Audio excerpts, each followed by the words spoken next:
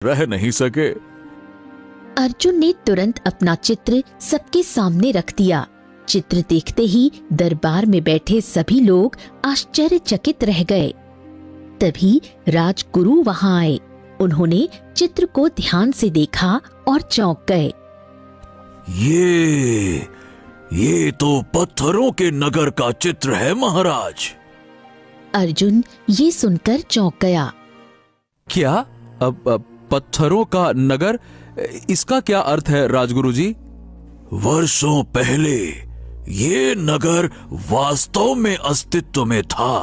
कहते हैं कि किसी श्राप के कारण वो नगर अचानक से पत्थर का बन गया। उसी नगर में एक सुंदर राजकुमारी थी जो श्रापित होकर एक सुनहरे फूल में बदल गई। ठीक वैसा ही फूल जैसा तुम्हारे चित्र में दिखाई दे रहा है। ये बताओ, क्या तुम कभी पत्थरों की नगर में गए हो? राजगुरु जी, मैंने तो केवल उस नगर का नाम सुना है। मैंने उसे कभी अपनी आंखों से नहीं देखा है। नहीं देखा तो बिना देखे इतना सजीव चित्र कैसे बना सकते हो? मैंने उसे देखा था, लेकिन अपने सपने में। मंत्री जी के आने से एक रात पहले मुझे इसी नगर का सपना आया था। उसी के बाद मैंने ये चित्र बनाया। राजा सूरज ये सुनकर प्रसन्न हो गए। वाह वाह वाह! पत्थरों का नगर हो या जीवित नगर, कुछ भी हो, चित्र तो अत्यंत सुंदर है। तभी राजकुमारी सौम्या सिंहासन से उतरी और चित्र के पास आ गई। इस चित्र में सबसे सुंदर मुझे ये सुनहरा फूल लग रहा है। काश ये फूल मेरे हाथ में होता। इतना कहकर राजकुमारी सौम्या ने चित्र में बने सुनहरे फूल को स्पर्श किया। अगले ही पल रंग बिरंगी किरणें फूटी और राजकुमारी चित्र में समा गई। कुछ ही क्षणों बाद चित्र में राजकुमारी सौम्या पत्थर की बनी हुई दिखाई देने लगी। दरबार में हड़कंप मच गया। राजा सूरज क्रोधित हो उठे। सच सच बता, कौन है तू? तू कोई साधारण चित्रकार नहीं हो सकता। जरूर कोई जादूगर है। मेरी पुत्री चित्र के अंदर कैसे समा गई? जल्दी बता। अर्जुन भय से कांपने लगा। महाराज, मुझे नहीं पता कि ये सब कैसे हुआ। मैं नहीं जानता। मुझे कारण नहीं चाहिए, मुझे मेरी पुत्री वापस चाहिए। कुछ देर बाद राजा सूरज ने कठोर स्वर में कहा, मैं तुझे 3 दिन की मोहलत देता हूँ। अगर 3 दिन के भीतर मेरी पुत्री वापस नहीं मिली तो तेरा सिर तेरे शरीर से अलग कर दिया जाएगा। ले जाओ। ये सुनकर अर्जुन बुरी तरह घबरा गया। तभी राजगुरु अर्जुन के पास आए। तुमने कहा था कि ये नगर तुम्हें सपने में दिखाई दिया। तुम्हारा सपना, चित्र और राजकुमारी का चित्र में समा जाना, ये सब किसी बड़े रहस्य की ओर संकेत करता है। मुझे लगता है कि इन सवालों के उत्तर तुम्हें पत्थरों के नगर में ही मिलेंगे। तुम्हें वहां जाना होगा। मैं अपनी बात फिर से दोहराता हूँ, 3 दिन के भीतर मेरी पुत्री मुझे चाहिए। अब तुम चाहे पत्थरों के नगर जाओ या पाताल लोक जाओ, हमारी पुत्री लेकर आओ। अर्जुन, जो बड़े सपनों के साथ महल में आया था, अब मुंह लटकाए बाहर निकल आया। कुछ ही देर में पूरे गांव में ये खबर जंगल की आग की तरह फैल गई। अर्जुन पत्थरों के नगर की यात्रा की तैयारी करने लगा। तभी गांव का मुखिया वहां पहुंचा। अरे अर्जुन, ये मैंने क्या सुना? क्या ये सच है? हाँ मुखिया जी, मैंने केवल अपना चित्र दिखाया। राजकुमारी ने जैसे ही चित्र के सुनहरे फूल को छुआ, वो एकदम से चित्र में समा गई और पत्थर बन गई। अरे राम राम राम राम राम। अरे भाई, तो अब तुम क्या करोगे? राजा ने तुम्हें 3 दिन का समय दिया है। हाँ, मैं पत्थरों के नगर को खोजने जाऊंगा और अपनी जान बचाने का हर संभव प्रयास करूंगा, और क्या कर सकता हूं। अर्जुन जैसे ही घर से बाहर निकला, तभी बंसी की माँ रोती हुई उसके पास आ गई।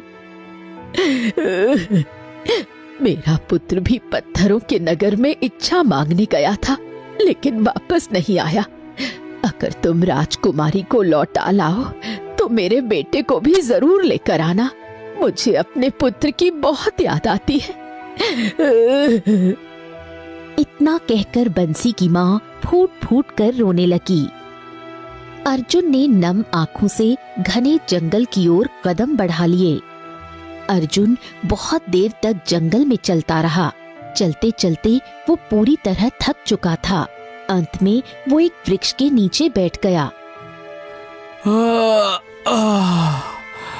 हे भगवान, हे भगवान, हे भगवान, मैं ये किस मुसीबत में फंस गया। समझ नहीं आ रहा कि क्या करूं, कहाँ जाऊं, क्या। तभी एक पक्षी उड़ता हुआ अर्जुन के पास आकर बैठ गया। तो आखिरकार तुम्हें आना ही पड़ा। हैं? तुम तो एक पक्षी हो, फिर तुम मनुष्य की तरह कैसे बोल रहे हो? समझ लो कि मैं एक मायावी पक्षी हूँ। मैं जानता हूँ कि तुम पत्थरों के नगरी की तलाश में जंगल में भटक रहे हो।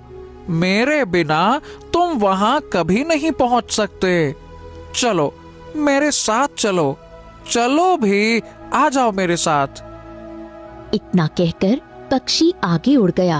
अर्जुन गहरी सोच में डूबा हुआ उसके पीछे पीछे चल पड़ा। कुछ देर बाद पक्षी एक नगर की सीमा पर पहुंचा। चारों ओर सन्नाटा फैला हुआ था और लोग पत्थर के बने हुए दिखाई दे रहे थे। बाप रे, ये तो वही नगरी है। ये तो वही है जिसे मैंने सपने में देखा था, एकदम वही। कुछ देर बाद अर्जुन राजमहल के सामने पहुंचा। वहाँ एक सुंदर फूल उगा हुआ था। तो तुम इसी फूल की तलाश में यहाँ आए हो ना, है ना? ये देखो। अर्जुन ने इधर उधर देखा। तभी उसकी नजर पत्थर की बनी राजकुमारी सौम्या पर पड़ी। हाँ, ये तो राजकुमारी सौम्या है। अगर तुम राजकुमारी सौम्या को सही करना चाहते हो तो इस फूल को तोड़ना होगा, लेकिन ये तुमसे एक प्रश्न पूछेगा। अर्जुन सुनहरे फूल की ओर देखने लगा। जैसे ही उसने हाथ बढ़ाया, फूल के भीतर से आवाज आई। मेरे प्रश्न का उत्तर आज तक कोई नहीं दे पाया, लेकिन तुम दे पाओगे। क्या मतलब है इसका? कुछ देर में तुम्हें सब पता चल जाएगा। इसके बाद फूल ने अर्जुन से प्रश्न पूछा। बताओ, मनुष्य की सबसे बड़ी शक्ति क्या है? इच्छा, भय या त्याग? अर्जुन गहरी सोच में डूब गया। कुछ क्षण बाद अर्जुन ने उत्तर दिया। मनुष्य की हाँ, मनुष्य की सबसे बड़ी शक्ति त्याग है, क्योंकि इच्छा और भय उसे बांधते हैं, लेकिन त्याग उसे मुक्त करता है। फूल से आवाज आई। तुमने मेरे प्रश्न का सही उत्तर दिया है, अब तुम मुझे तोड़ सकते हो। अर्जुन ने तुरंत फूल तोड़ लिया। अब बताओ, राजकुमारी सौम्या को असली रूप में कैसे लाया जा सकता है? पहले तुम्हें चुनाव करना होगा। चुनाव? कैसा चुनाव? अगर तुम राजकुमारी सौम्या को चुनोगे तो केवल वही मनुष्य बनेगी, लेकिन ये नगर और बाकी पत्थर बने लोग ऐसे ही रहेंगे। और अगर तुम राजकुमारी सौम्या को न चुनकर इन सब पत्थर बने लोगों को चुनोगे तो ये पूरा नगर श्राप से मुक्त हो जाएगा। लेकिन राजकुमारी सौम्या पत्थर की बनी रहेगी। अर्जुन ये सुनकर स्तब्ध रह गया। उसकी आंखों के सामने बंसी की माँ का चेहरा आ गया। तभी उसकी नजर बंसी की पत्थर की मूर्ति पर पड़ी। मैं राजकुमारी सौम्या का चुनाव नहीं करूंगा। मैं इन सब को चुनता हूं। मैं चाहता हूं कि ये नगर श्राप से मुक्त हो जाए, चाहे इसके बदले राजा सूरज मुझे मृत्यु दंड ही क्यों ना दे दें। मेरा चुनाव राजकुमारी सौम्या नहीं, ये बाकी सब लोग हैं। अगले ही पल अर्जुन के हाथों में बिजली सा झटका लगा। वो फूल उसके हाथ से छूटकर जमीन पर गिर पड़ा। फूल रंग बिरंगी किरणों में बदल गया और एक सुंदर राजकुमारी में परिवर्तित हो गया। तेज धमाके के साथ